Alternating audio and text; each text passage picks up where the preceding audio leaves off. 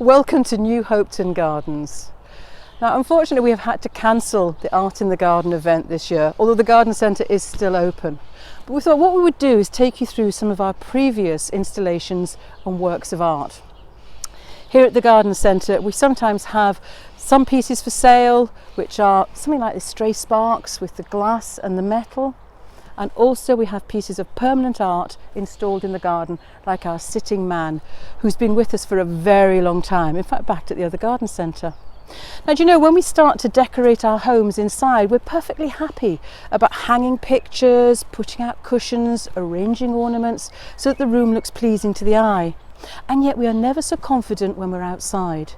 And yet some carefully placed pieces of art can actually transform a garden and make it really special. So to give you an idea, here's a little sneaky look at my own garden. In fact, I should say our garden.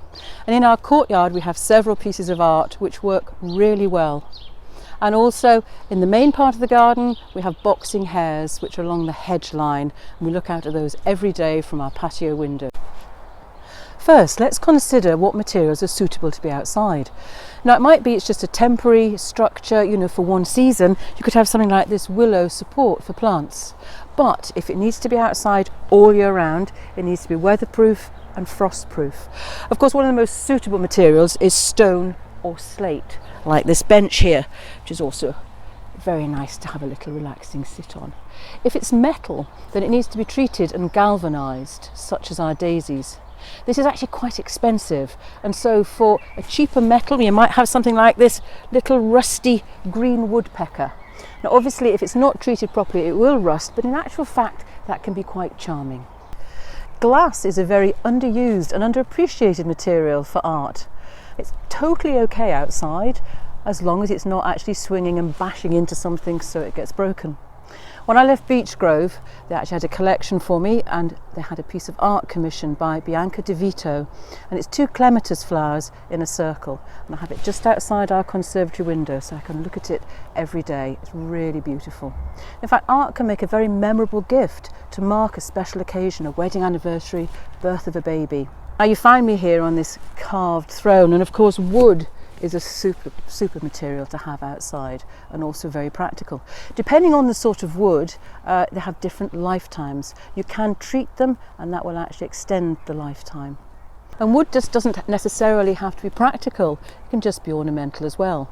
In our own garden we have a green man. He appears to be emerging from the trunk of the tree. Here in our woodland, old roots look really natural in this setting. Our fairy garden is nestling here. It looks absolutely perfect. A couple of years ago, Katie Galbraith, who's a mosaic artist, created a piece which we called Head Over Heels.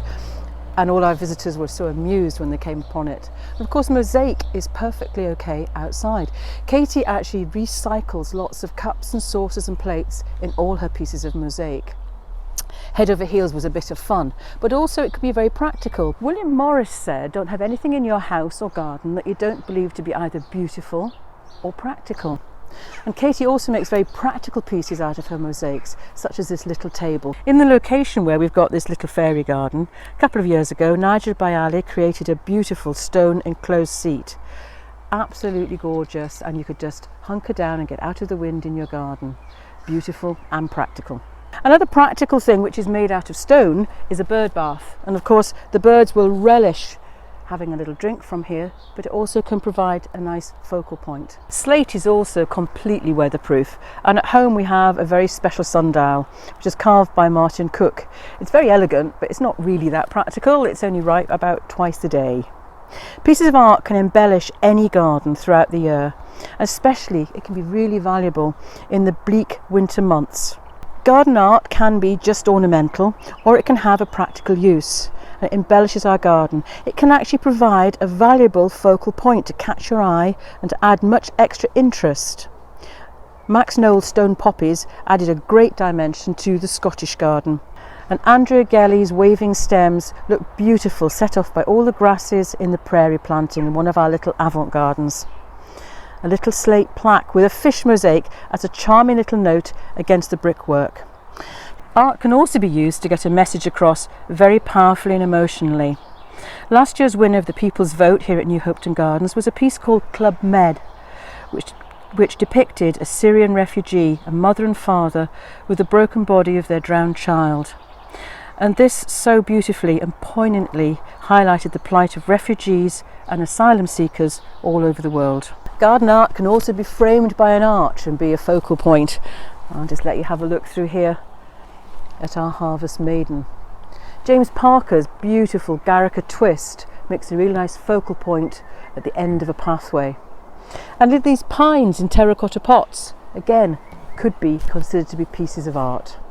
Now, if you want to choose some art for your garden, it really doesn't matter, just follow your heart. It doesn't matter if it's a piece that's produced off the shelf or if it's a one-off by an artist. If you like it and appreciate it in your garden, then just go for it.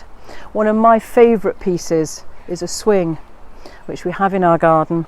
It's wood, so obviously it's going to be okay, and it has the names of our 4 grandchildren which have been carved into it. It gives me a great deal of pleasure, and of course the children love playing on it as well. Your garden is your space, it's your haven, and I know 1 or 2 carefully chosen pieces of art will really add another dimension to your garden and make it that extra special space.